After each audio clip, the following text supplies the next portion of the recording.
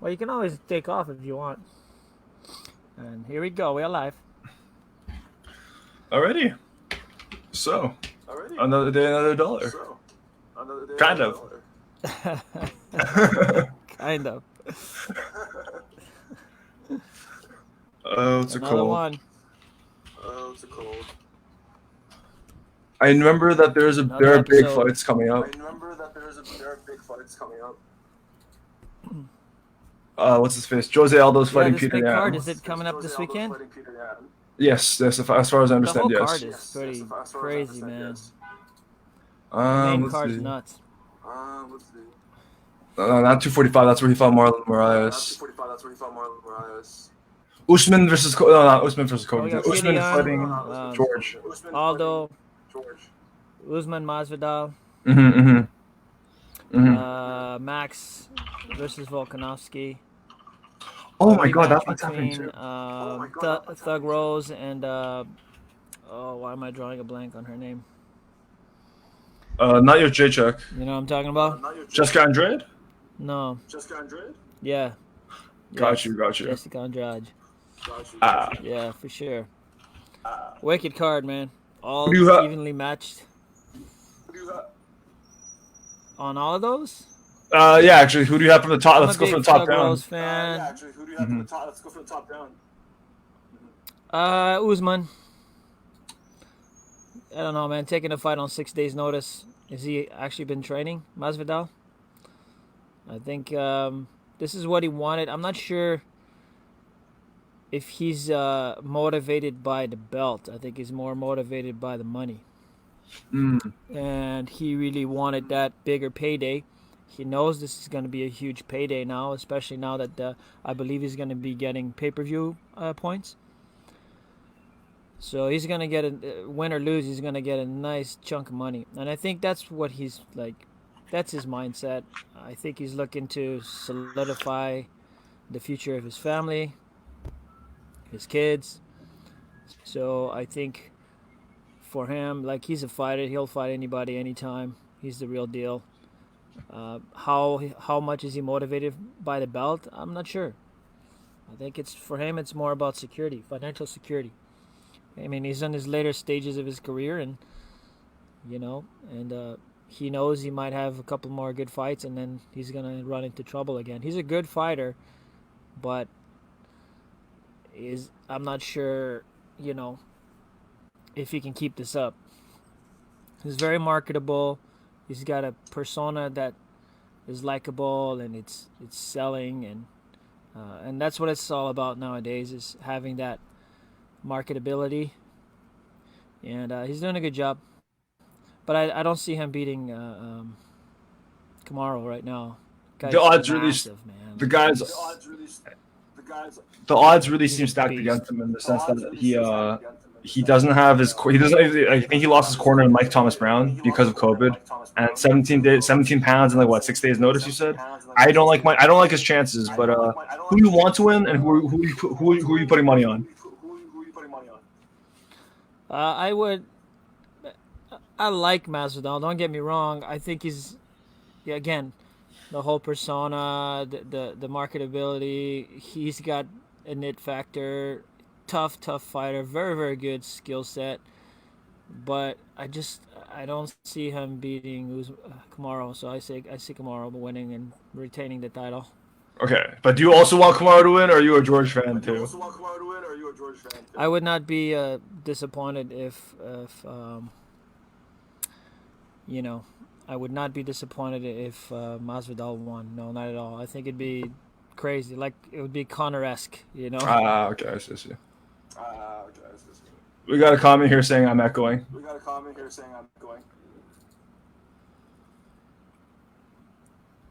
Doesn't sound like that to me, though. Are you coming through your laptop speakers? I don't know how to fix it.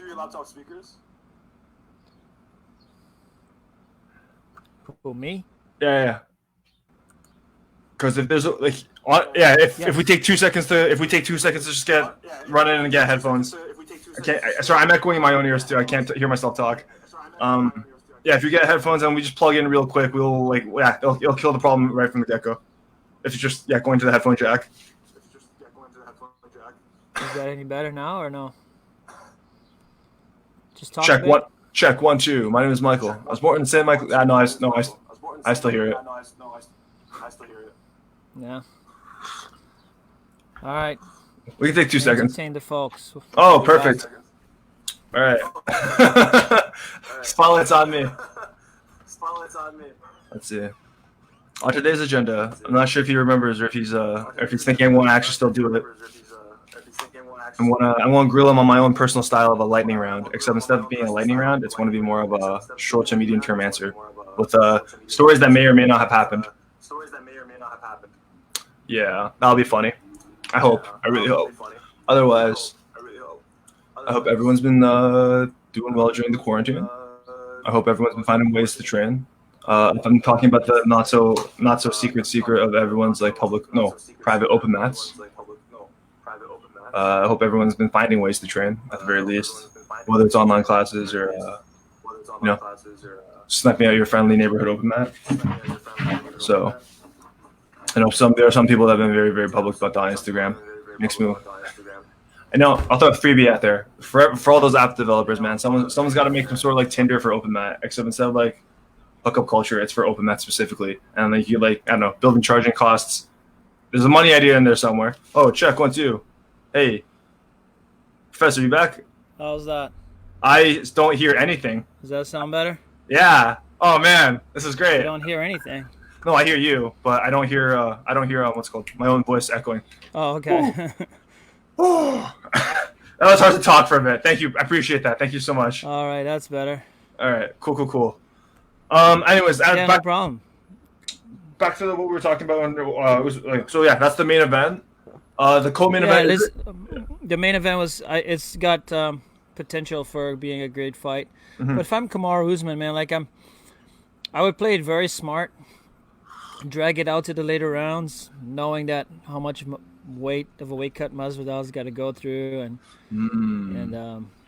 maybe he wasn't in a training camp, so push it on to the later rounds and get Masvidal tired, and he's always game, he's always ready, but I don't know, it'd be interesting. I'm good either way. I'm good with either guy winning, really.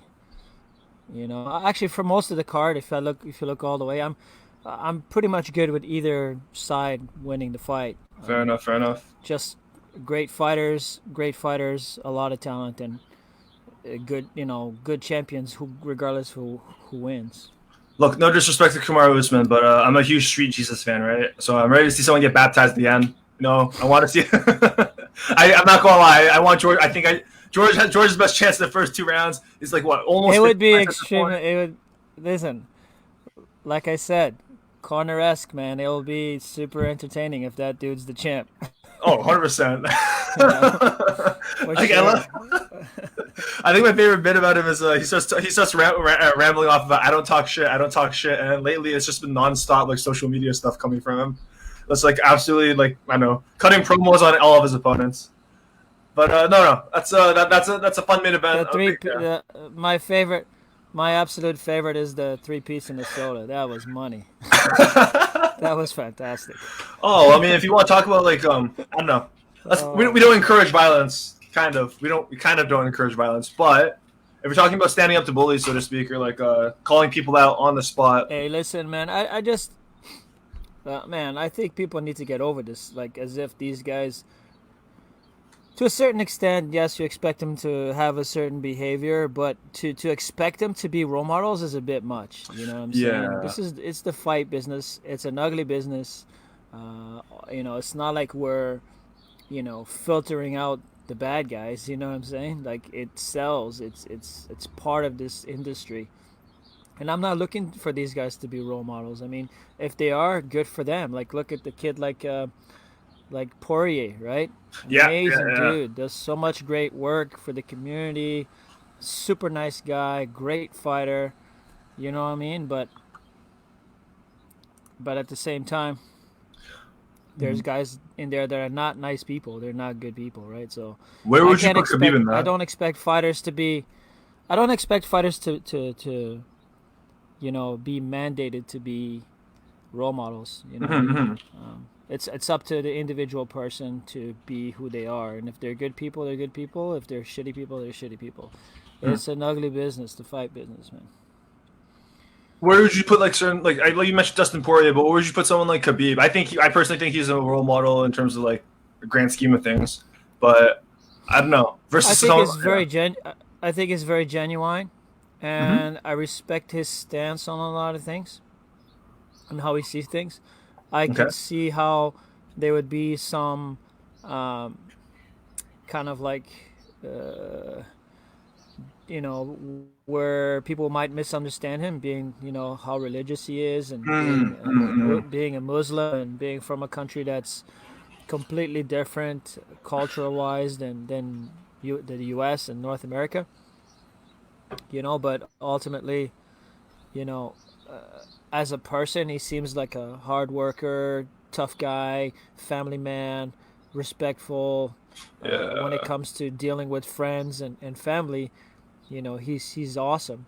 But obviously, man, it's the fight business, so you can't expect him to.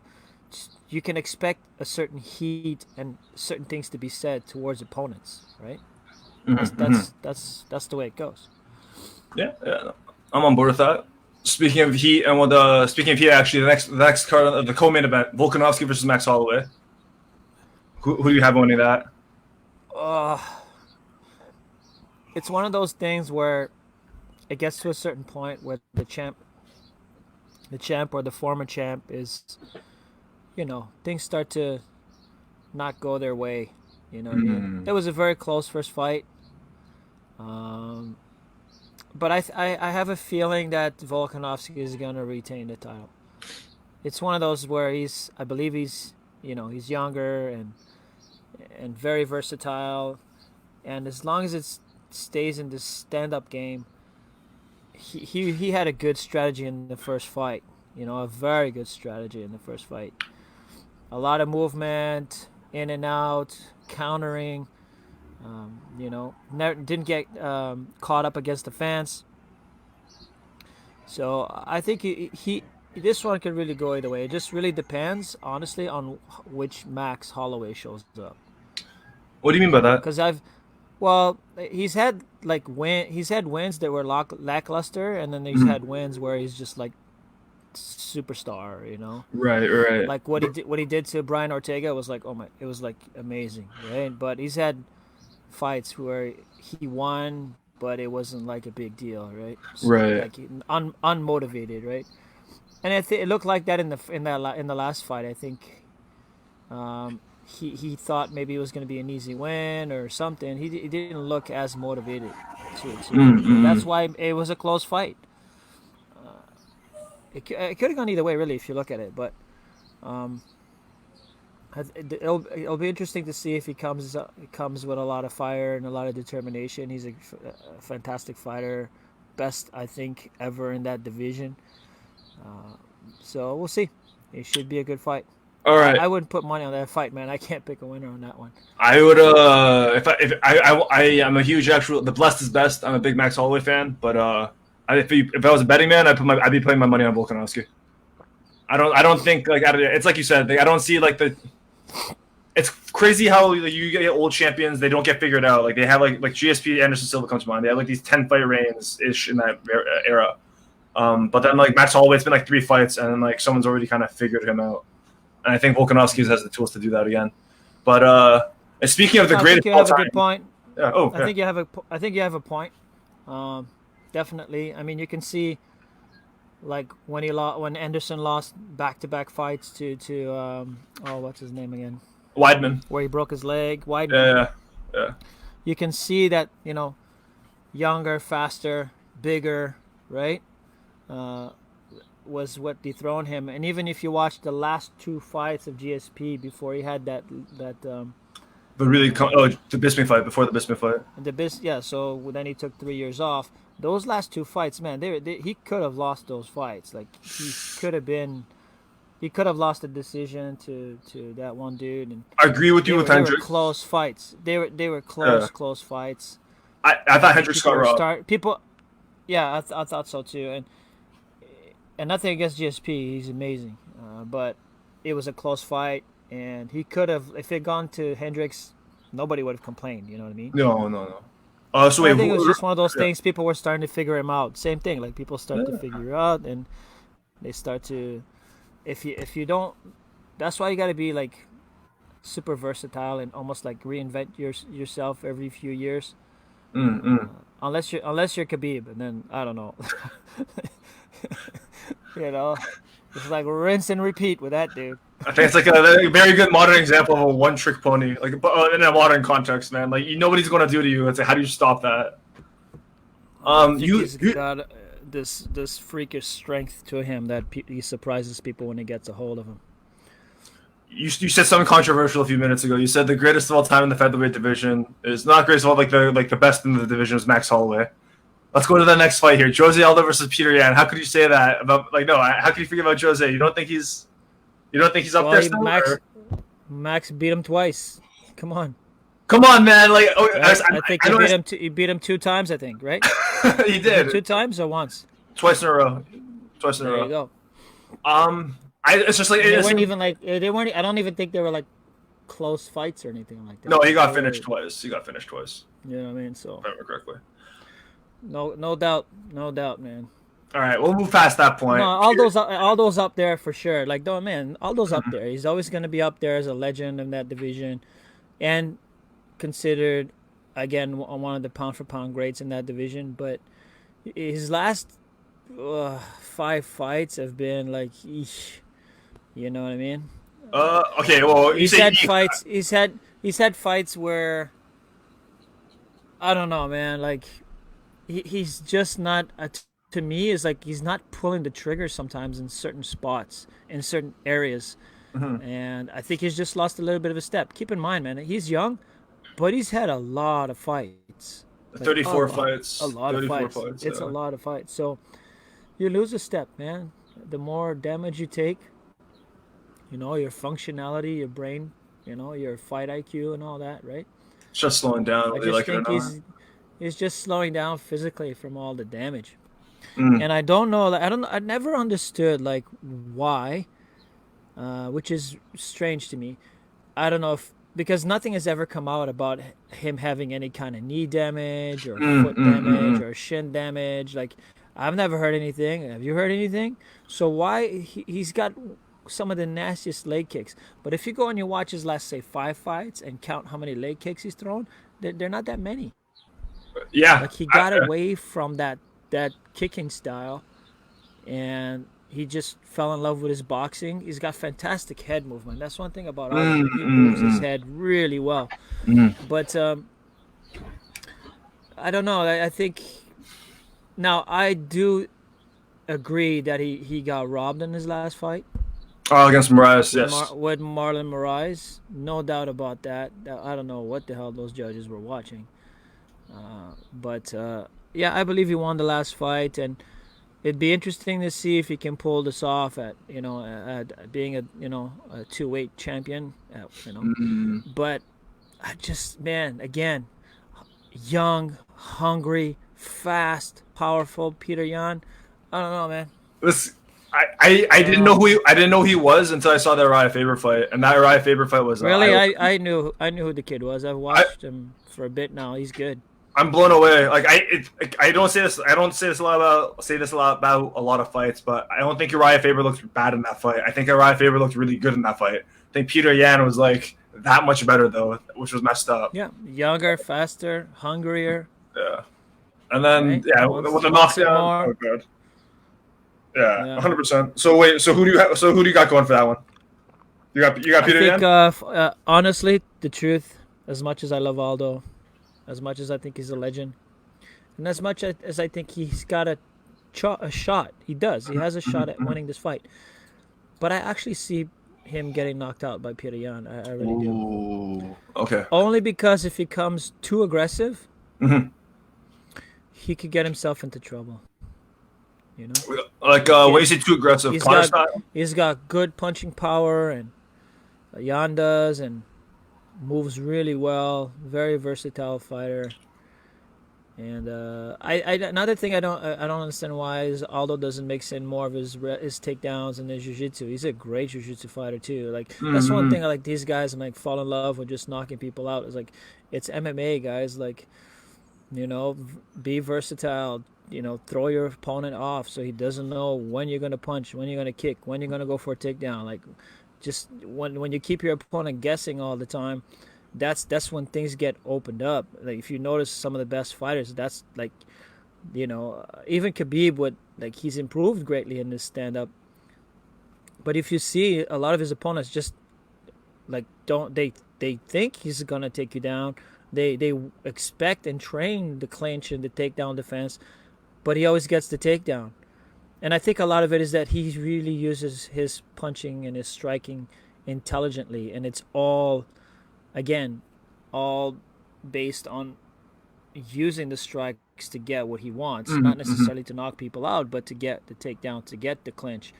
And he's hurt people, you know. Again, is his stand-up the best in the world? No, it's not. But to do what he does, it's amazing. Like his striking in his mind is strictly to get him to where he can win fights, and that's against the cage, on the ground, pounding your face in until you give up. So, well, not ideal for boxing and kickboxing. I just want to see more versatility from guys where they don't fall in love with getting punched in the head for 5 rounds. You know what I mean? And like just kickboxing for 5 rounds. Like, don't fall in love with that, guys. Like, mix it up. You know. And you notice somehow people fell into these cookie cutter molds where everybody now goes for a takedown with 10 seconds left or 30 seconds left to score points or to win the round. It's like, why not go for not even just sometimes use takedowns as fakes just to open things up. Right. Like if you really fake a good takedown and you can like fake low, come up high and things like that just to throw guys off. And then next time he thinks you're going to do the same, but you actually pull off the takedown. So again, you got to be smart with your approach in fighting, right? Stipe Miocic versus Roy Nelson comes to mind. Like I remember Stipe just like he would shoot a high crotch, make Roy Nelson react, and him like it was very clear he wasn't finishing the takedown. Immediately stands back up and then just lands the combination appropriately. Like I agree with that completely.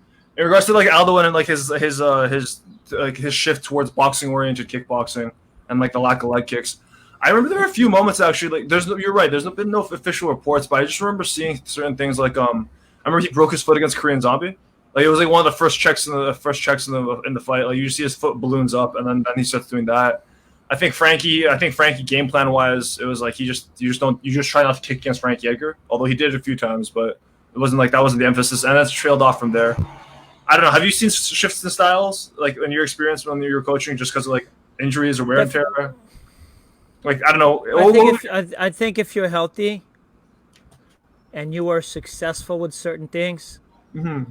Just because like one fighter kind of maybe takes advantage of that one thing doesn't mean the next will. I think it's all about confidence. I think it's all about setups.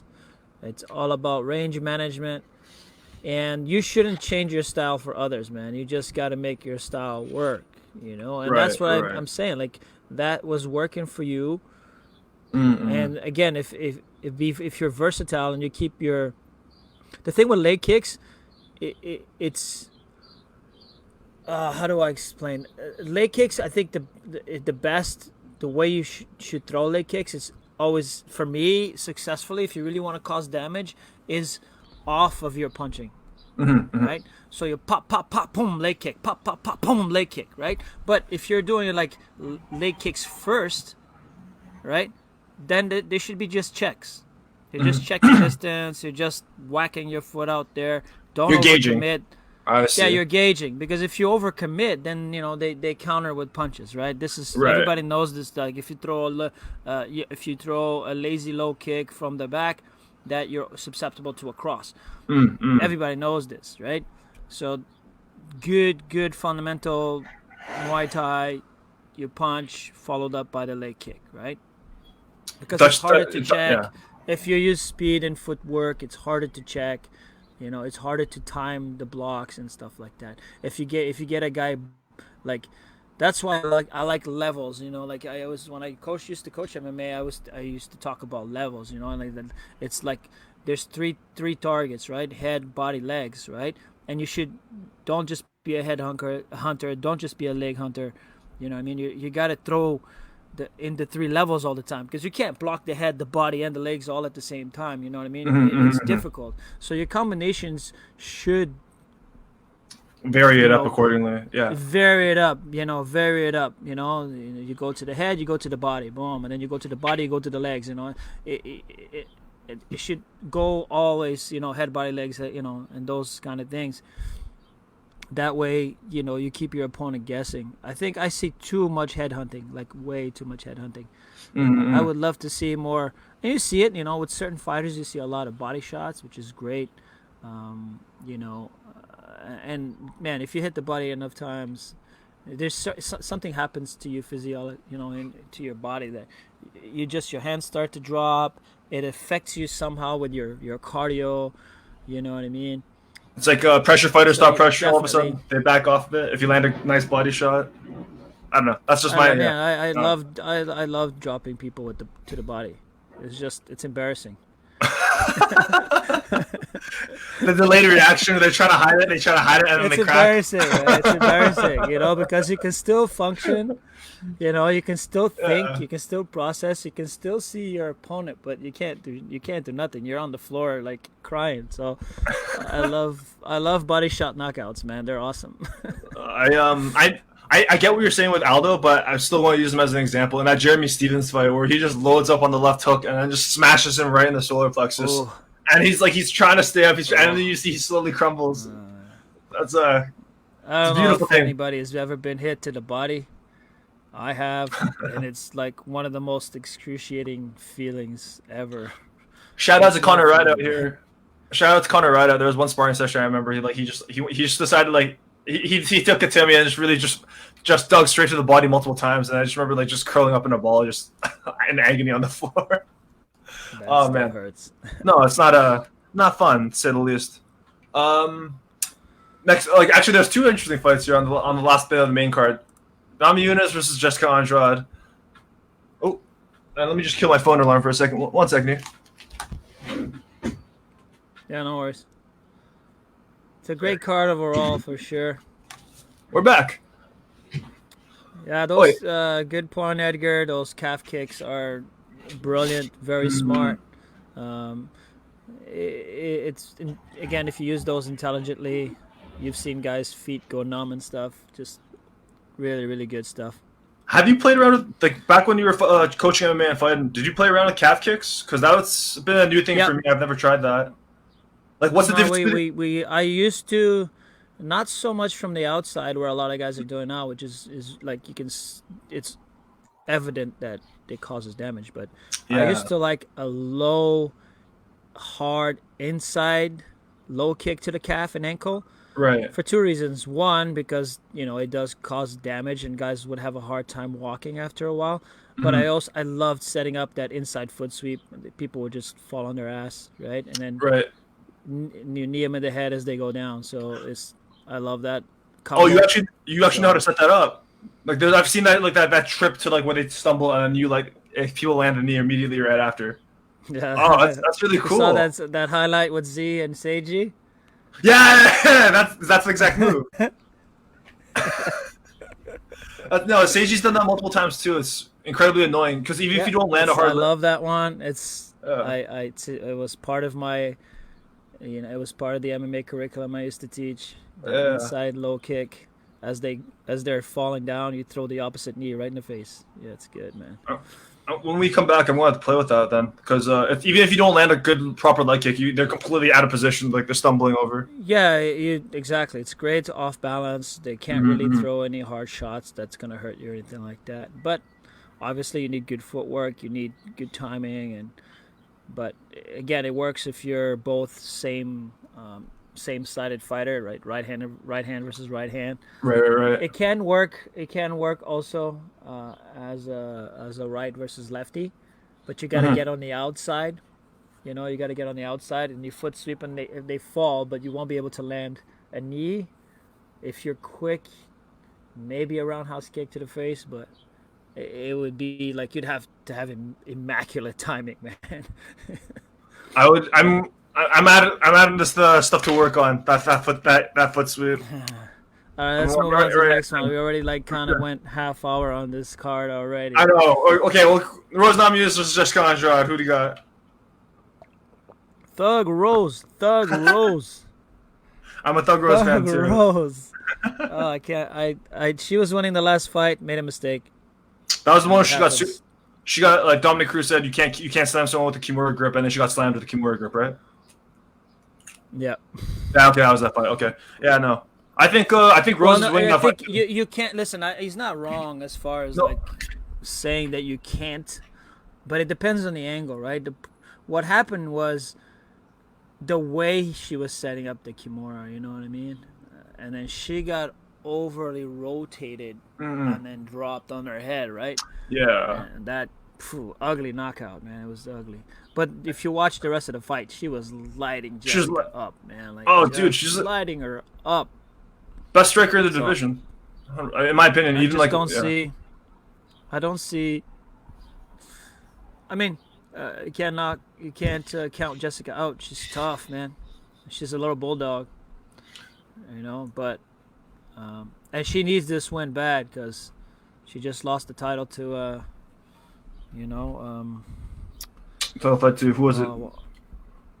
I'll pull it up right now. It wasn't Jiujitsu. Champion. She's not champion anymore. Oh, who is she? Now is that Wei Li? Wei Li, yeah, Wei Li. Oh yeah, Wei Li. Okay. Oh no, you're right. Man, I'm out of the loop. Either case, she got beat up pretty quick actually by Wei Li. I have to watch that fight with Jiujitsu and Wei Li Zhang too. So that's I haven't crazy man. Well, I saw the hematoma. I saw insane, man. Look like a Klingon. For the sake of time, Paige Van Zandt versus Amanda Ribas. Amanda Ribas, man. What? You actually? I don't know. I always thought Van Zandt was overrated. You tell me then, because I'm out of the loop on this one. I've seen Paige Van Zandt being like a celebrity and whatnot, and then Amanda Ribas, I just don't know anything about her. Why do you think she's going to win? It's typical. Like, she had a couple of good fights. She's very marketable. Why? She's a beautiful woman who can fight. Yeah. And she was on Dancing with the Stars, did a great job. And she's a decent fighter, but I don't see her being championship material. I'm sorry. She's good, but she's lost fights to better competition. And I just don't see her beating this Ribas girl. She's good, man. She's tough. She's good. I really don't think. Like if you look at her competition in that division, and here's a good point by Edgar. You can't bring her up on the same breath as Joanna and Rose. You know what I mean? Like, that's so true. It's true. Those two particularly. That Ribas girl though, if you watch her last few fights, she's a finisher, man. She's tough and she's good. She's game.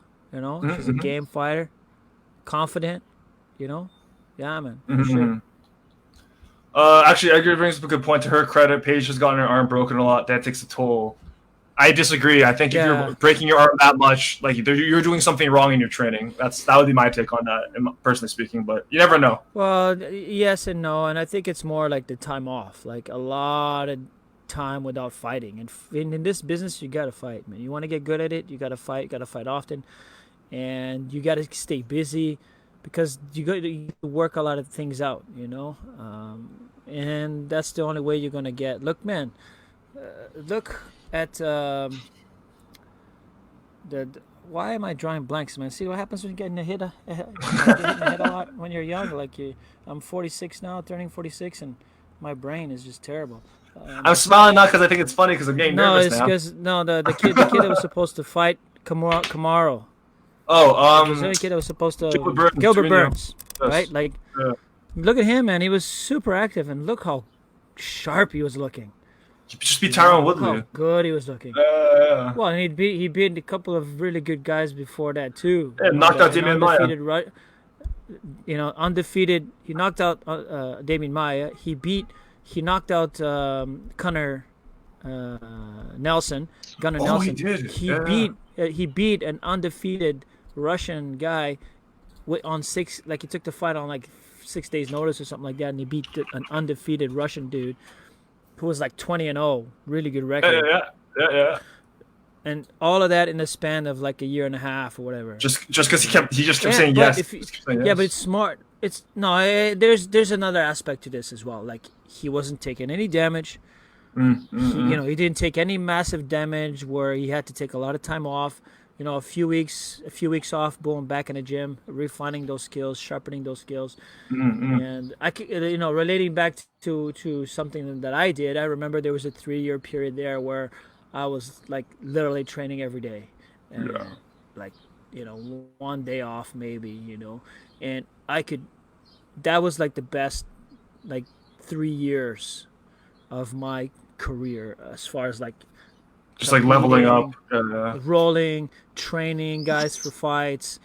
That I was like doing Matrix shit. You know what I'm saying? Because like you just get so fine-tuned to things, and your body all of a sudden starts to react in a certain way where it's very reactive, almost flow-like, zen-like, and you can do some things, man. You can really do some things, and that's where I think Gilbert is at in his stage right now, man. He's zen, man, for sure. Like the kid's good. Just constantly entering the flow state. Just making things happen. Yeah. Otherwise, no, that's the fight's coming up. I'm excited. It's going to be a good card. It's going to be fun. That is a fantastic card. Yeah. Can't wait. I'm excited. I just hope it's not a dud, because sometimes when they have these super cards where like 3 championship fights, or when they were like doing the Madison Square Garden one. Oh my god. It was like the first time or something. UFC 200, I think it was. It was just like a dud. Oh wait, that was the one where they were trying to set up 200. Was it? I think they were trying to set up Diaz versus McGregor too, right? So I hope it's not like that. No, fingers crossed. The last time they did it with GSP, Rose, DJ. I'm getting on your end. I see a clean connection no matter what on my end. I can't tell. It might just be a shoddy connection a little bit right now. Okay. We're good? Well, I'm outside and I'm using Wi-Fi, so I'm not sure if that's ideally the best. I'm getting a little bit more latency than usual. There's a little bit more of a delay, but I still hear you clear. You're good to me. Okay, cool. Yeah, that's cool. Otherwise, you want to talk curriculums? You want to talk shop? Yeah, man. What's up? I'm curious, just like in the world of martial arts businesses, and then the world of just like, I don't know, teaching. I've noticed that we've touched on this briefly before on the podcast, but mainly, sometimes you walk into a gym. There's a random instructor. They just teach something one day. The next day, it's completely random. There's not really like a proper. There's no systematization, and like students end up getting kind of lost. You've touched on the idea that you actually lesson plan, you do curriculums, but I guess the thing I want to ask you is how is that important to the gym, and not just the obvious ways in terms of student development, but in terms of the whole business? Well, man, if you forget the business for a second, sure. In general, human beings like structure. They work better under structure. They have more success under a regimented, setup, and you are clearly more successful in anything you want to do in life, regardless if it's martial arts or not, if you have a system, right? Something that you can track progress, and that's, now, pros and cons to everything. This is something that I've understood pretty much my whole martial arts career. You got to think pros and cons in everything you do. Nothing is perfect. There's no such thing as the perfect system. But if you want, a small group of super tough guys that just want to focus on sport, then you can create that lion's den, You can create that snake pit. You can create that, gladiator arena, right? Where you come in, do a couple of moves, and just roll, right? and every role is to the death. And there's some pros to that. You develop. I think you're quicker to reach flow state with that. You are quicker to develop grit. Quicker to develop the idea of what to do and what not to do, because man, you are like, if you're getting beat up, you're like, oh damn. If you get beat up with the same thing over and over again, you're like, well, maybe I shouldn't do that anymore, right? So there's but the problem with that system is, of course, you're only going to have a small group of people that can handle that, and you are going to be one-trick ponies where you're only going to get good in certain areas, Right. and then you're going to have holes in your game because when you don't have a curriculum, certain things are not being taught. You enter an echo chamber within the small group of people. Yeah, so certain things are not going to be, like, if there's no curriculum, it's just whatever the instructor wants to teach that day or whatever, right? So if he just focuses on guard, very little on guard passing, very little on escapes, then eventually someone, they're going to run into problems because of those scenarios. But again, you can get away with just being tough and figure. There's a lot of self-discovery, which I think is really good. Now, if you go the other way with curriculums, it's structured. It's good for retentions of student retention. It's good for people knowing what they need to learn next. You have a more a better in-depth understanding of the overall fundamentals. You may have more longevity because there's less risk for injury or severe injuries. But again, that's the pros, where everybody can train safely and you don't need to worry about getting hurt. And that's the main thing about new students. They just hurt. But there is that, there isn't as much self-discovery. Everything is being handed to you, and on the system. I'm not sure if you can develop that grit if you're not rolling hard, but curriculums, to me, is ideally you want to find a balance, right? You need to find a balance between, I think white belts need curriculums, right? Beginners need curriculums, right? But once you get past that certain stage where you are now, like, you have a good understanding of the game, then you can, or if you have aspirations to be a successful competitor, then you need to be put in that gladiator arena, you know what I mean? And you need to have intense training sessions or competition training, right? And it's hard to find balance, but that's what I think every academy should try to do, is find a balance between, and keep in mind that not everybody's in the academy to be a gladiator, right? Some people just want to play, like, there's a difference between championship and a game. Some people are there just, maybe they want to play a game, right? So let me rephrase that. There's playing a game and then there's playing a sport. Yeah. Right? So if you just want to do jiu-jitsu to play a game, yeah, you can tone it down, you can have fun, you can easy rolls with your friends. And that's another thing that I believe strongly on, is that the number one, I was speaking with some friends yesterday, the number one thing about BJJ, besides the technical, the acquisition of technique, is the social aspect, right? The socializing with people, right? And I think that's what a lot of people come to the academy, not just for learning jiu-jitsu, but because they have friendships and you build bonds and, you get to know people. And you can have fun rolls and play a game, right? But if you want to be successful in sport and chase those medals, then you need that, gladiator arena, you need that. And even within the gladiator arena, you can have levels, right? Because you have masters, you have older guys that want to be competitive still. So you can have masters competition, and then you can have the young lions competition. Sometimes you can cross over but for the most part, it just doesn't make sense, because a 45-year-old purple belt in the same weight class as a 24-year-old purple belt is just the speed factor alone, right? So for the most part, you should manage. If you're a good professor, you need to manage these things, because again, you don't want the masters guys to get injured or hurt. It doesn't make sense. I know some people are very stubborn about the idea that, I can hang with anybody. Sure, until you get hurt. Right? So I think that there's a beauty behind the idea of masters divisions versus adults, right? So, and I think you should train with the level of skill and people that you're going to be facing, right?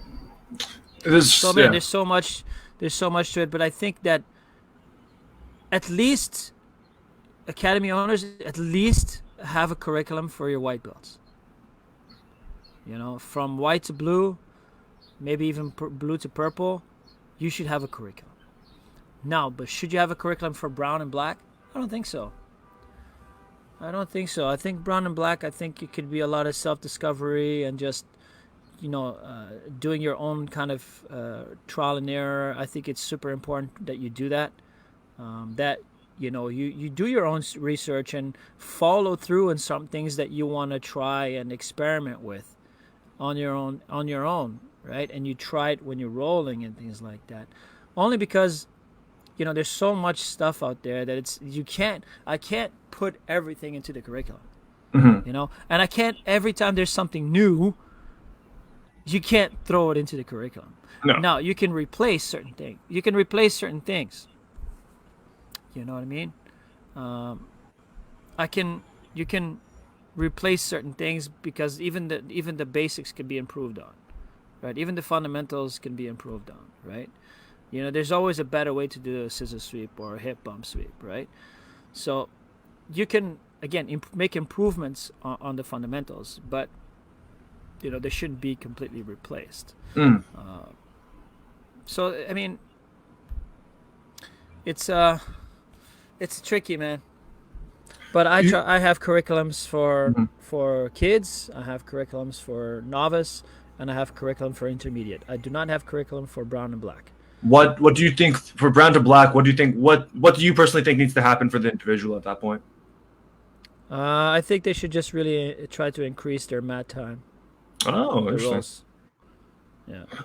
So it's basically at that point, not increase, but be consistent with it. Be consistent with it. Yeah. What's the result of being more consistent, though? Are you looking for refining certain professions? To me, again, self-discovery, creating your own style of the way you do things, finding more flow state. That doesn't mean that doesn't mean you can't come to class and learn new things, and especially if you're a competitor. I'm always doing bringing new stuff to the table in the competition class.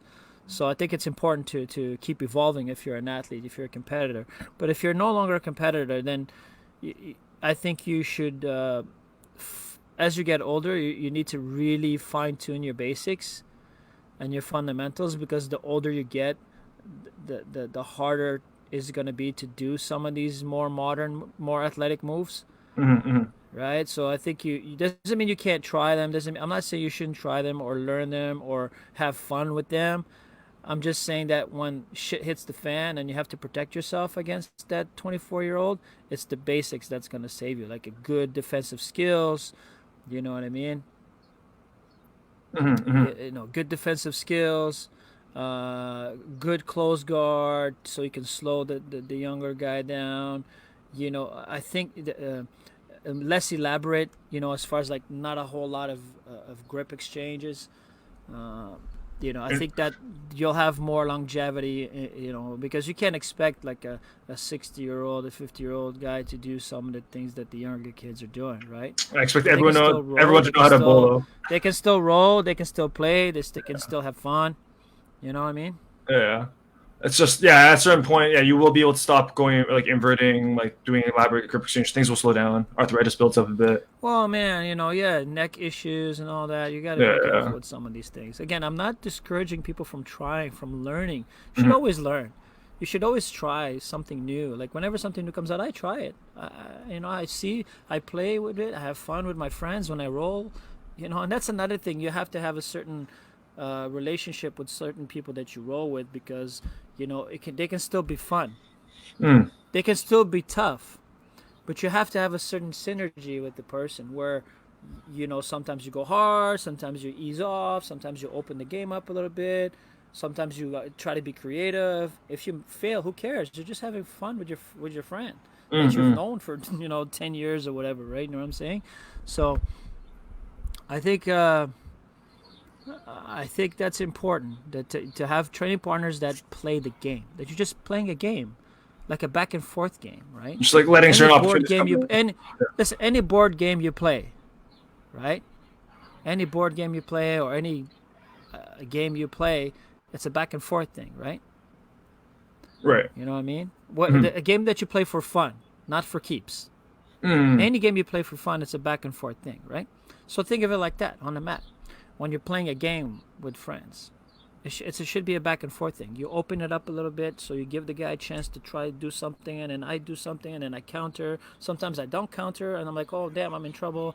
Like, and it's fun. You can laugh with your friends. It can be enjoyable, right? Because I don't have to worry about ego. I don't have to worry about like, oh my god, I'm gonna get hurt here.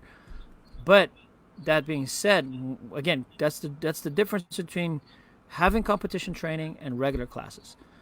Regular classes, everybody should be able to do it. Everybody should have fun with the art and the sport and play a game. Just play a game.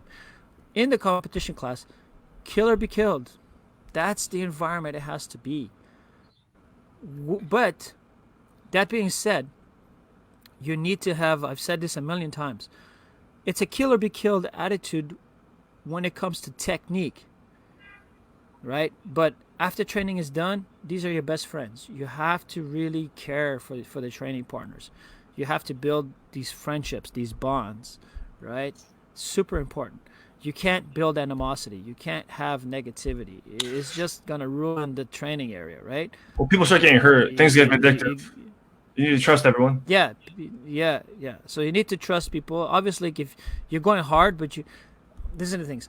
I'm trying to beat you up, but not hurt you. There's a difference.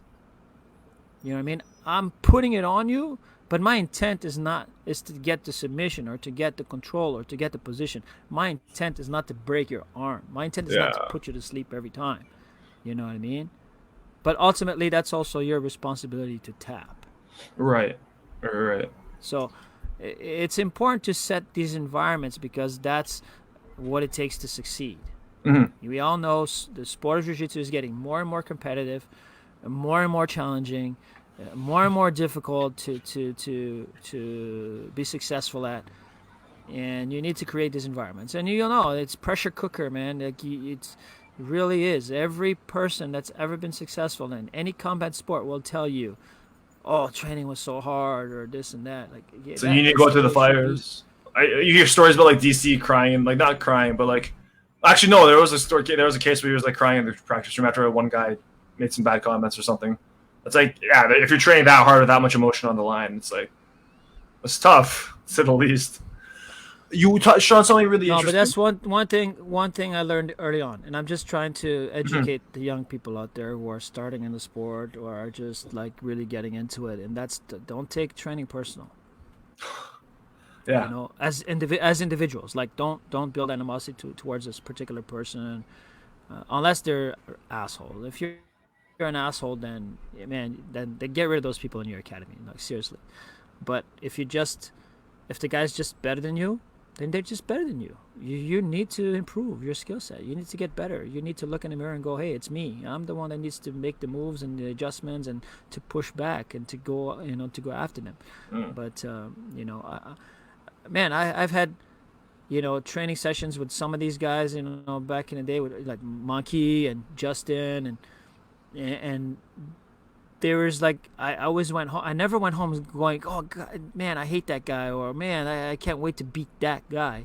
It was more like, man, I made this mistake. How could he caught me? How can I not get caught again? Oh man, I made this. He took my back. What did he do? Can I correct it? Can I fix it? It was I didn't. I tried not to build animosity because it just festers, and eventually you have problems and you have issues. Like I loved my training partners, man. I loved those guys, man. I cared about them. I wanted to. It was a collective in the sense that we all wanted to see each other succeed, but we understood that we needed to beat each other up too. It's a weird dynamic. It was good. It was perfect. Yeah, and that's, I think, trying to replicate that has been challenging for sure. Again, it's you need to. Again, it trickles down, right? The guy at the top needs to set up the proper environments and to foster those kinds of, ideals and value systems and things like that. And that's something I think that doesn't get discussed enough, and I wish I could talk about more about, like, there's no, everybody's like, oh, I'm a martial artist. No, you're a sportsman. You're an athlete. Because with martial arts comes a certain code of ethics, a certain code of behavior, and I don't think that's being educated. Like when you come to class, Michael, say,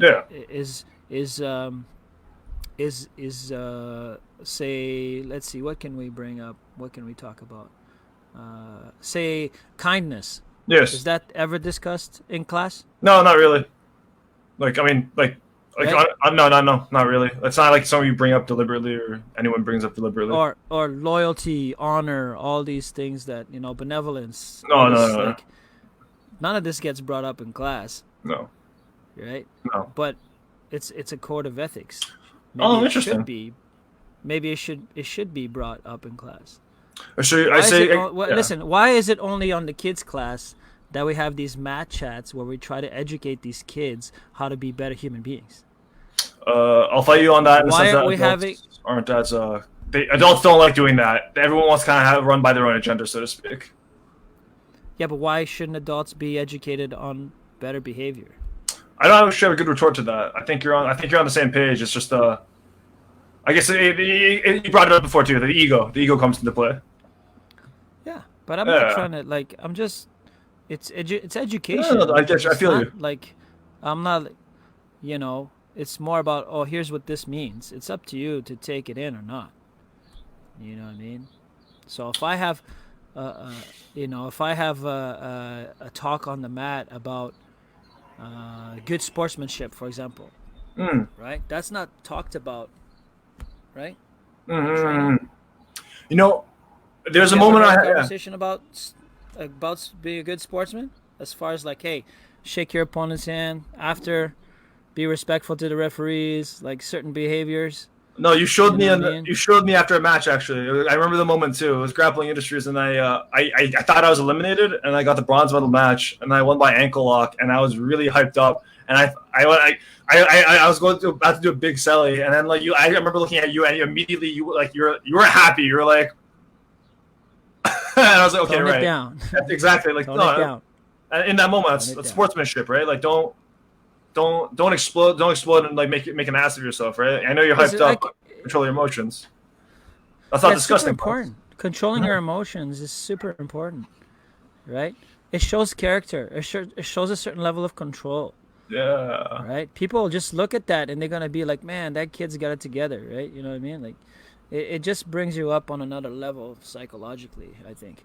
And it's good, man. Man, listen. If you're winning a world title, and you've been working your whole life for that, I can understand you being emotional. You know? Yeah. I can understand you celebrating. You know what I mean?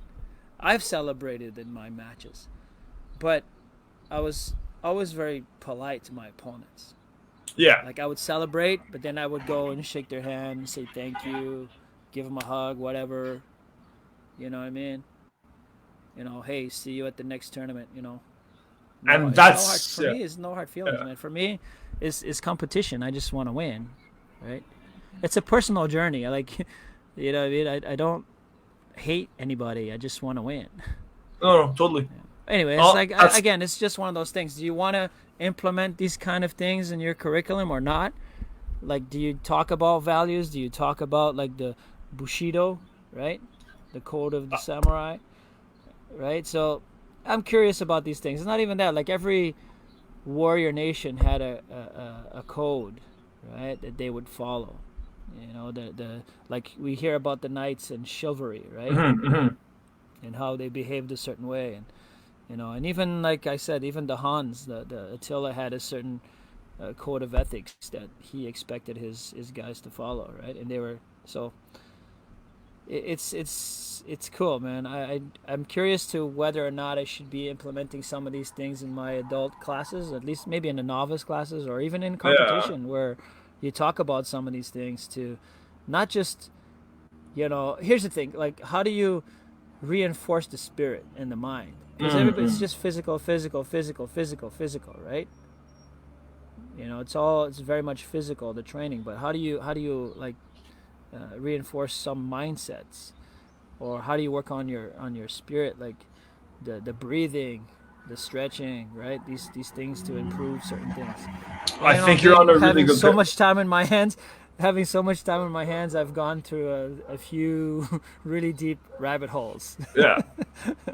Especially for new competitors, especially like I think you're actually on a really good like a really good path here in the sense that how do you deal with failure? Like a lot of people think they're like really like I can handle hard situations, and then they get into their first competition or hell even their first role, and then just like just absolutely getting manhandled right in front of a lot of people. How do you? For some people that's crushing, but if there's some sort if there's Oh a yeah, no, yeah absolutely. a Listen, once for a yeah me, everybody, I get asked this question all the Mhm. time, Mhm.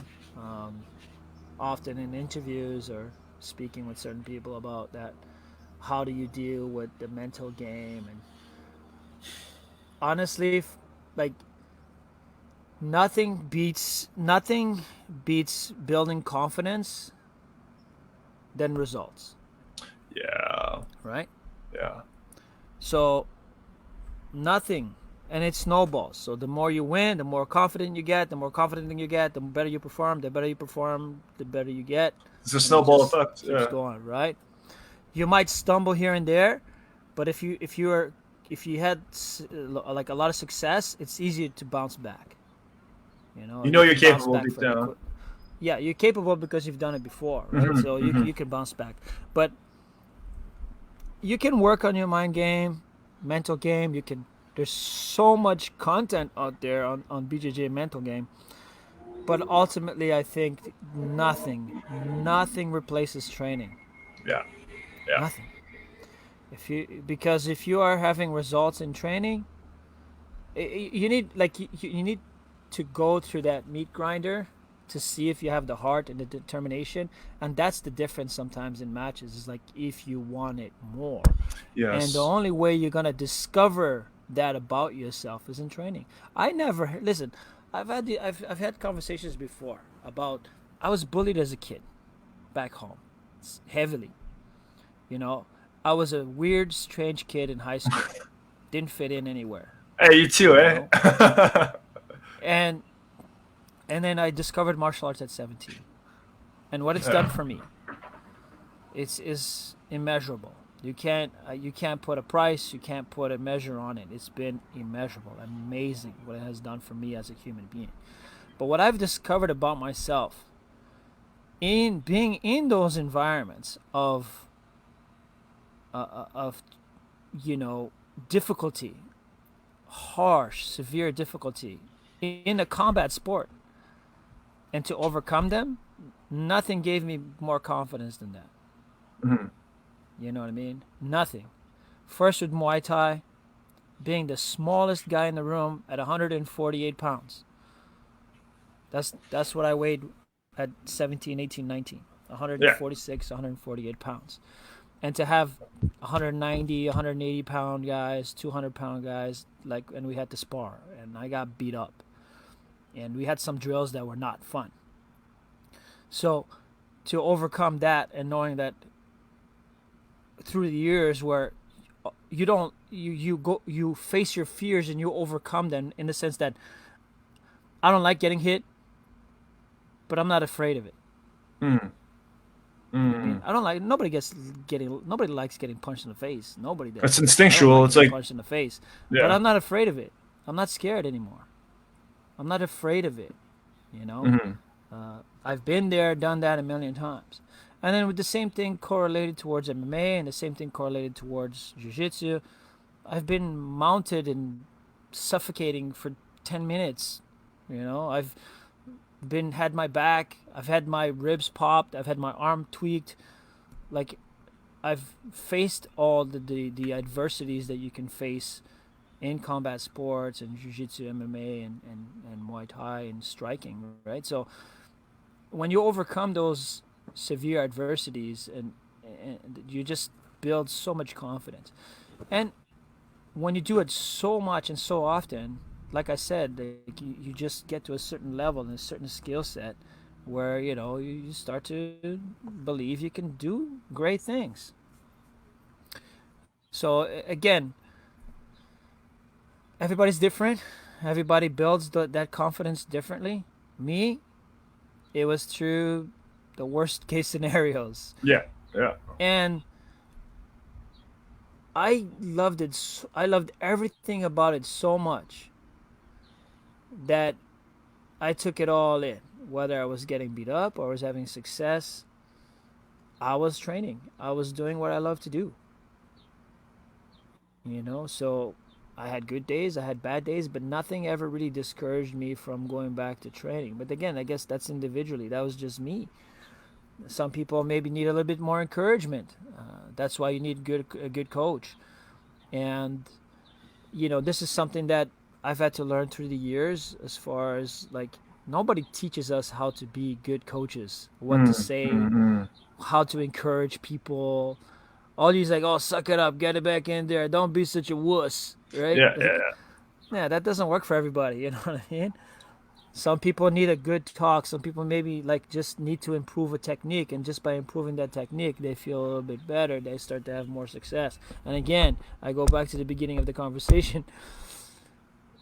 Success, results gives you confidence. Mm-hmm. So if you are seeing constant improvement, in yourself, there's no doubt you're going to feel more and more and more confident. I think even if it's like the topic of curriculums in general, if you once a week, once a month, whatever it may be, there's some sort of roundtable discussion that you can come to, like a class format, except it's like more like people sit around and talk coffee about this kind of stuff. I think that would actually be huge for a lot of personal development. Obviously, the training is the backbone to developing this grit and this mindset, right?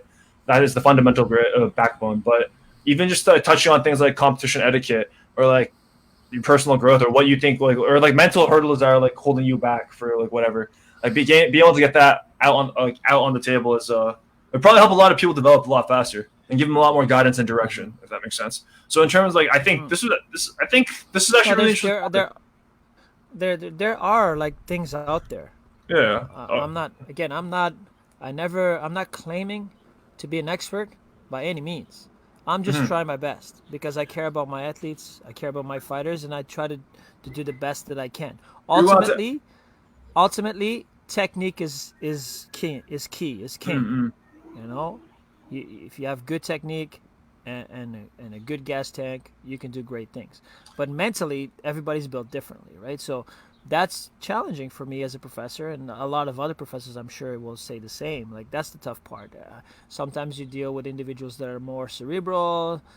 Sometimes you deal with guys that are more physically tough, but maybe not as intelligent when it comes to technique acquisition. So everybody's different, and it's challenging to find the right recipe to give to each individual person. I think that you have to do a good job where you find that general term that works for everybody, Mm-hmm. right? That everybody can get results with, and then you can kind of fine tune each one accordingly afterwards. Mm-hmm. You know. Mm-hmm. So, but there are like, I know that Gustavo Dantas, who's he used to be part of the Novo União. I don't think he is anymore. And he does have a bunch of videos online where he just strictly focuses on the BJJ mental game. Oh, You interesting. know, look it up. So Gustavo Dantas, I don't know if I can comment on here. I'm not sure if I'm allowed to post. I don't think I am, which is weird. Hey, let's see. I can open up the Facebook feed on my on the monitor. I'll make a comment. So he's got a YouTube channel that he's got a lot of that. It's called the BJJ Mental Coach. All right. Yeah, the BJJ Mental Coach. If you Google that, the BJJ Mental Coach, he goes a lot into like mental game, like pre-tournament preparation, during tournament preparation, after tournament analysis. So I think he's the only one that I can think of that really like focuses on that aspect. I'm sure there are others out there that do it, but he's actually like tried to sell it as a program. Right? Yeah. So I share if you find it. I can. I'm about to. Give me 1 second. Just post it on the comments. Search query. Oh no, I think I just put in the search query. God damn it.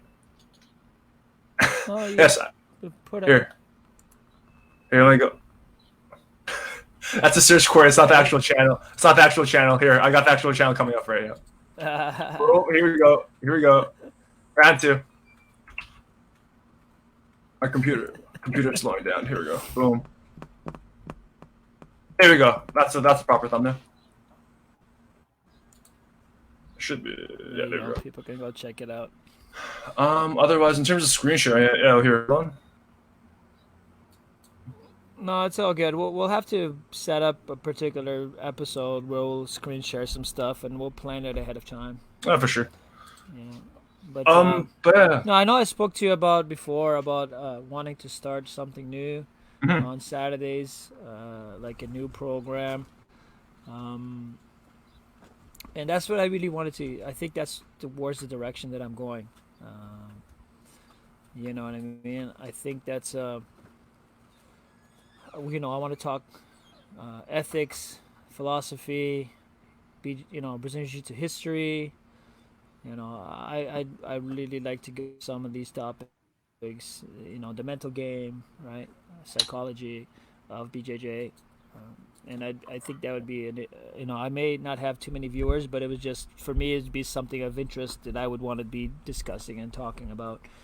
I think I would like to maybe potentially find another black belt professor that would want to kind of be part of it and bounce back and forth and have a discussion, but we'll see. I'm not 100% committed to it yet. There's a lot to talk about there. Like I can see that being a whole course. Edgar, my man.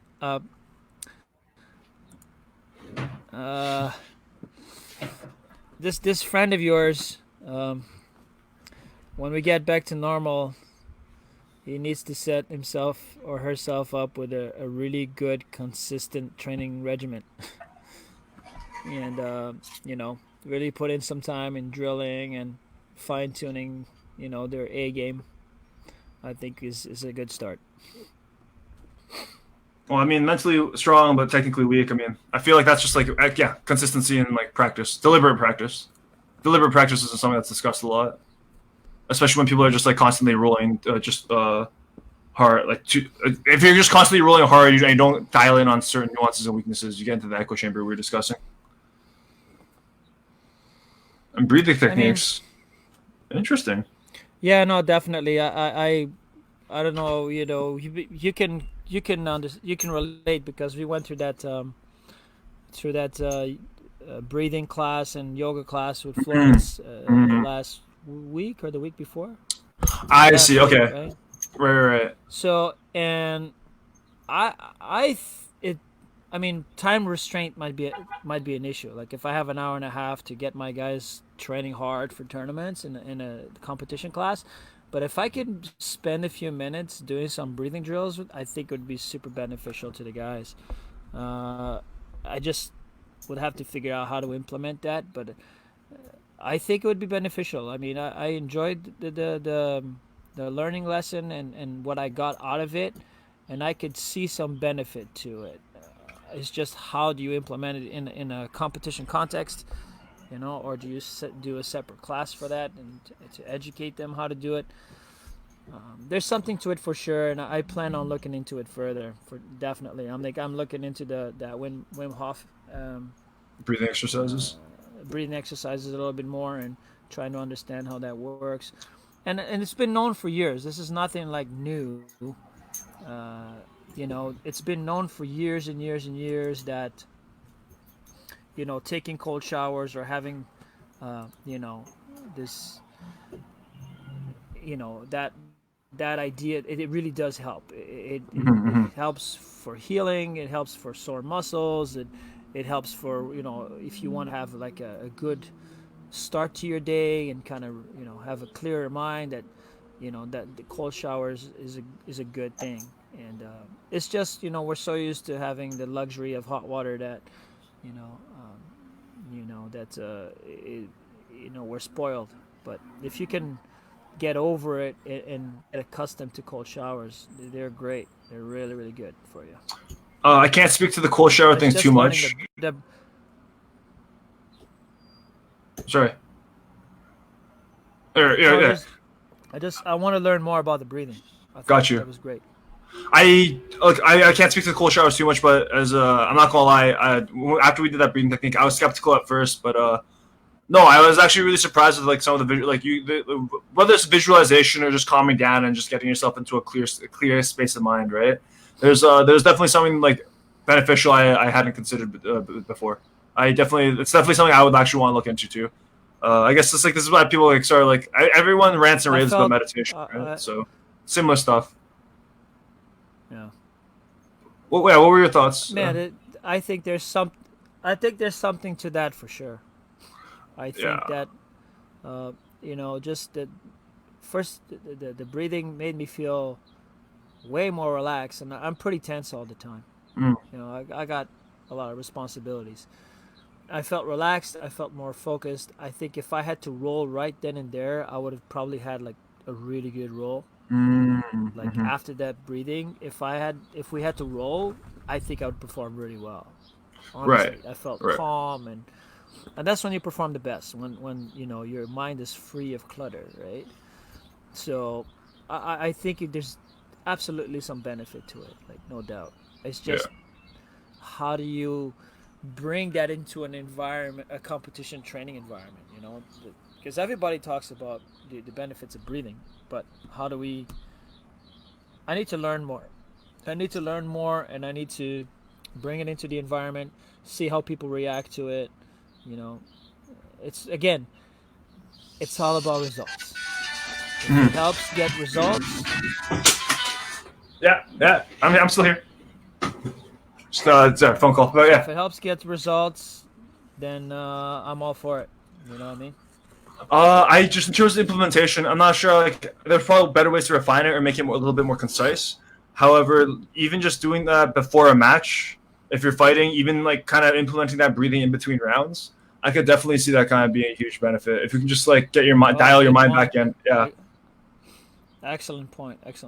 Well, man, I don't know if you've ever seen me like in between matches when I'm trying to get my guys to do certain breathing, and I try to hold you in a certain position where you're expanding your lungs. Yeah. I don't know if you ever seen me do it where I try to bring. I'm usually on one side of the cage of the fence, and then my athlete is on the other side, and I try to like hug their shoulder. Think about it. I go underneath your arms, I hug your shoulders, and I try to flare your arms back, right? Right. And that way, and I'm like, look up and breathe. Get as much oxygen as you can in your lungs. And breathe calmly and breathe as much as you can. And that goes a long way. And because muscles feed on oxygen, right? And if you're tired and if you had a tough match and your muscles you're tense, and you know how your forearms and your grips get all messed up. Yeah, you can't squeeze anymore. Oxygen intake. So it's oxygen intake. Breathe heavy, breathe deep, get as much oxygen in your body as you can before your next match. No doubt about that. And it helps. It helps a lot. You're kind of enlightening me on like how much there is in the curriculum that isn't actually strictly BJJ, but in terms of just there's a lot. Yeah, you're right. There's a whole course here. There's a whole aspect that we just don't touch on because it's not technically like it's not the tangible good stuff, like we want to be paying for. Yeah. That's just these are like life lessons that come on the way. Yeah, but Please. this is where I think where jiu-jitsu athletes, I'm not gonna say all, because I think there's some super intelligent BJJ athletes out there, but how they're now more and more and more starting to train like MMA athletes, Mm. right? And if you see MMA athletes, like they'll do anything and everything to try that would give them an edge, right? They're willing, Yeah. like you'll see them, they're willing to do breathing stuff, they're willing to do cryo stuff, they're willing to do yoga, they're willing to try all these other things that will benefit him and give him an edge. I mean, look at GSP, a great example. He went out and started doing gymnastics, Yeah. to Yeah. make him more like, Athletic. Just, more durable in his positioning, right? So, I think anything that's gonna give you an edge in competition, I think you should consider it. Mm. Now, don't close your mind to it. Is what I'm saying. Like, and I this is a regret that I have. Like, and one that I hope to rectify. I really really hope I can find the time. Like I mean it. I really hope I can find the time, and that's yoga. I the limited amount of times and classes that I've had have always been positive experiences for me, right? And I'm like, man, because back in the day, you banged up, you're hurt, and you're just more banged up, and the next day you bang up your body some more. I wish there was that it was a more open-minded idea to yoga back then. It wasn't really looked at as something that tough guys did, right? But because I think maybe I would have had more longevity in Oh, did we lose you? We're getting a little bit of a freeze here. the sport, I would have You're taken back. care of my Yeah. body a little. Oh, hey, we're back. Okay, we're back. So I hear. Yeah. I think that's an issue here where there's got to be a better way to look after your body besides the grind. Mm. And there's evidence, that blood flow and stretching and we have all these tools out there that people are using. It's for a reason, right? Like foam rollers and all this other stuff, right? And it's all about stretching and blood flow and breathing oxygen to the muscles, all for like healing purposes. So the quicker you heal, the more you can train, right? So I went to. Yeah. if you're an athlete, you should keep an open mind. Mm-hmm. I went to school for production, but in my program there was also a dance stream, and it was very clear like they danced every day. But part of the thing that they built into the programming as a school was like, yeah, prehab. Like it was very common. It wasn't uncommon to see every dancer with like a foam roller or doing some sort of like just some sort of like even the programming was like that was done in a way that they would unwind or like let themselves heal appropriately, if that makes sense. Because the dance program was physically rigorous, to say the least. If we could have something like that for jiu-jitsu, where it's like the whole, like, I don't know. Actually, yeah, like an actual academy where you can like start from grade 1 and finish school, and like be like a professional jiu-jitsu practitioner. That would be an interesting feat. I'd like to see. I would like to see it. Like, I'm not sure if it happened in Canada. Like you take courses, right? Yeah. Can you imagine if you're like arm bars, college, arm bars, like 101. college or a jiu-jitsu university, but not quite like the Gracie University, a little bit different, where you're taking like several courses. Not only like you go to take courses like even how to like run an academy, so you learn that aspect as well. Yeah. The business stream, right? The competitive taking business courses. You're taking like like like the psychology of coaching athletes. Yeah, sports psychology and all that. That'd be cool. Sports psychology, yeah. So it'd be good, man. And you come out with a degree in I don't know, a degree in a whole lot of stuff. Brazilian, degree in Brazilian Jiu-Jitsu, minor in like small business ownership or something. Yeah, I'd see it. I could see it. But no. Otherwise, that's a lot of work to implement, though. That's like getting government funding and whatnot. I don't know if it's National Ballet School that's privately funded. I don't see why there couldn't be a National Jiu-Jitsu school. Yes. Canada would take over. But otherwise, no. We need like some super filthy rich individual to fall in love with jiu-jitsu, and was like, I want to invest millions in it. And then get it going. Just raise a couple of UFC champions, 100%. Let's Or just like, say, listen. Let's just say they got a good thing going. They got a good thing going over in Abu Dhabi, man. They got a good thing going over there, man. I'm aware of Dagestan doing some crazy stuff for martial arts. What's going on in Abu Dhabi? Like, I know it's a national sport, right? Well, it's jiu-jitsu is fully funded, Got you.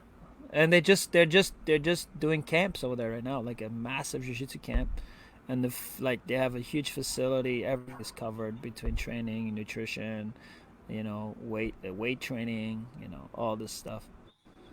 So Right. it's crazy, man.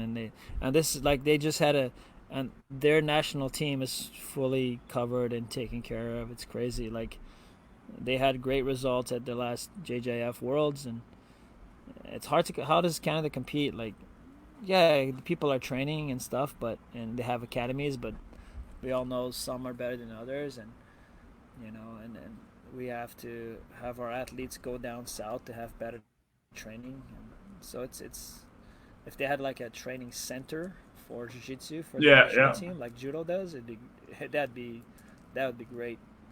Dude, I gotta ask Because then, that's like, what some of these other countries have. yeah. Like for example, I believe the Kazakhstan national team is fully covered. Their Nevaza team or their jiu-jitsu team is like everything Okay. by the government. Jeez. So it's like, man, how do you compete with that? How does Canada compete with that? Well, actually, you actually have the answer to that. How do we see? Yeah. You can see because the Kazakhstan team killed it at the last one. Man. In 3 years, I was a national coach for 3 years.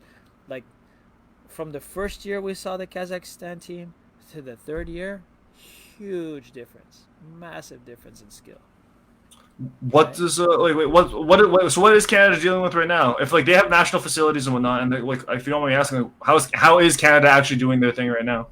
Like how like if you're allowed to disclose for jiu-jitsu? For jiu-jitsu. Well, no, we have the standard stuff. You have your qualifiers. You have your national qualifiers. Okay. The winners make the team. Mm-hmm. We have a few training sessions together, and then we fly off to the Worlds and try to do our best. So it really feels like an individual effort then. Like that's about it. Short of the qualifiers. Well, after the qualifiers, yeah, and then there's a couple of team practices. So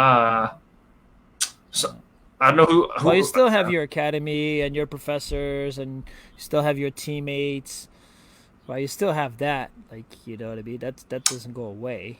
But that unified feel of having a training center. There's definitely, yeah. That building that bond and building that care and that team camaraderie is important. It's important. I try to instill that right away or as soon as I can. That's one of the discussions I have as a coach when I get them together and I explain to them, hey, it's when we are over there. It's not about your academy or your professor. You're representing Canada, and you have to behave as such. And you're basically on the same team for the time that we're there. You're all on the same team, so you have to behave. Put the regional politics aside, right? Yep, exactly. I'm on okay, wait. Before we finish off here, I think that's it for today, my friend. Oh come on! I was going to my stupid lightning round. All right. All right. Cool. All right. Okay, go for it, man. All right. Two situations. Basically, the idea is I won't give you a situation as a gym owner. I want your opinion on how you would handle this. Okay? Doesn't have to be super long. I have. Okay. As much as you want to disclose. Okay. Okay. Let's go. First situation: a guy calls you. He wants a mixed martial arts private. Okay. All right, he wants to mix martial arts private specifically with Marco Costa, okay? He's very adamant. He's called multiple times now. Sounds normal, right? Whatever. Here's the catch. He's very adamant. It has to be shirtless. The both of you have to be shirtless. What do you do? This may or may not have actually happened in real life. No. We have a policy in the academy. Everybody has to wear a rash guard. All right, cool. All right, so that's the first one. Okay, second situation. Okay, all these stories, they may or may not happen in real life. I'm just saying. Two students are training, okay? First round, it's opening, same size, same weight, same experience, right? It's not like a experienced guy and a new guy bullying each other, right?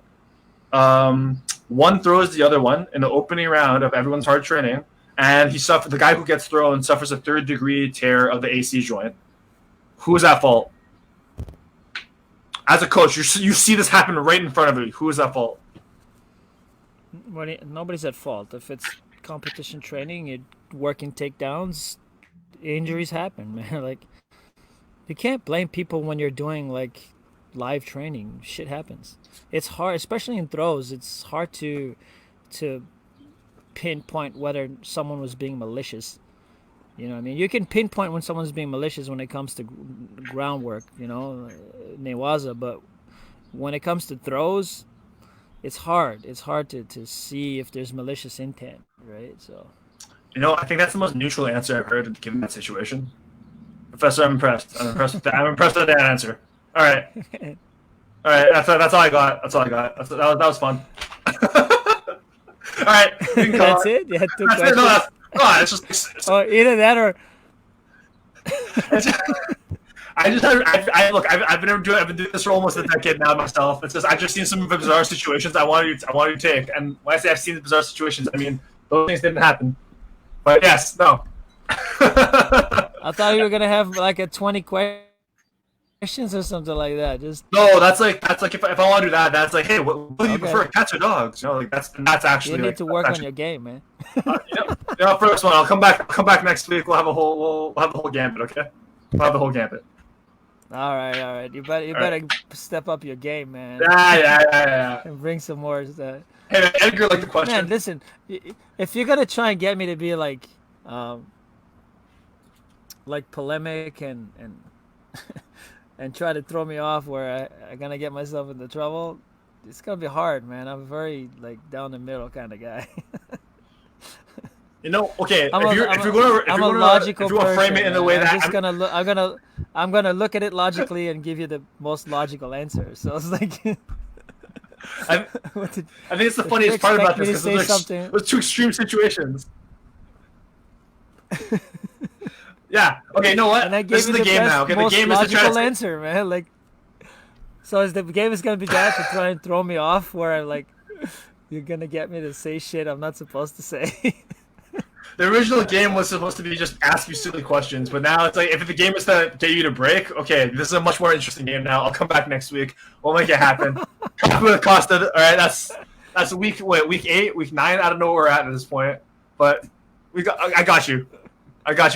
Bring your gay game next week. Oh man. All right, brother. Thank you so Cheers. much, everybody. Appreciate it. We'll see you next week. And thanks again for the support. And support the channel, please. I need more subscribers on the YouTube. If you haven't yet, please go to YouTube/Coffee with Costa and subscribe and hit that little bell, to get notified of our videos. And thanks again, everybody. All Cheers. the best. Take care. Thanks for listening. Wuss.